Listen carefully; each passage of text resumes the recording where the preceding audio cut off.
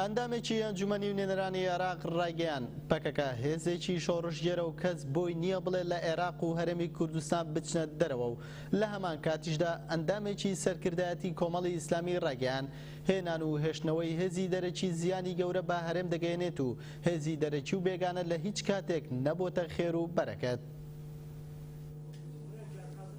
پێش نێوەڕۆی ئەوڕۆ لە نووسینگەی ئەنجومەنی نوێنەرانی عێراق لە شاری کەرکووک محەممەد عوسمان وەڵامی ئەو چەند پەرلەمانتارە سونیە مەسەبەی عێراقی دایەوە کە کوتبوویان پەکەکە تێرۆریستە و دەبێت لە عێراق و هەرێمی کوردستان بچێتە دەرێ و سەبارەت بەو بابەتە ڕایگەیاند.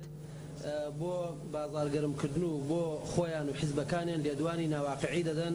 سەبارەت بەبوونی هێزەکانی پەکەکە و یەپەکە لە هەرێمی کوردستان و دژ بە بەشداری ئەو هێزانن لە شەڕی ڕزگارکردنەوەی مووسڵ دەوەستنەوە. هێزەکانی پەکەکە و یەپەکە دوو هێزی کارا و کاریگەرن لە ماوەی 2 ساڵی ڕابردوو بە هەموو شێوەیەک شەڕی تروریستانیان کردووە و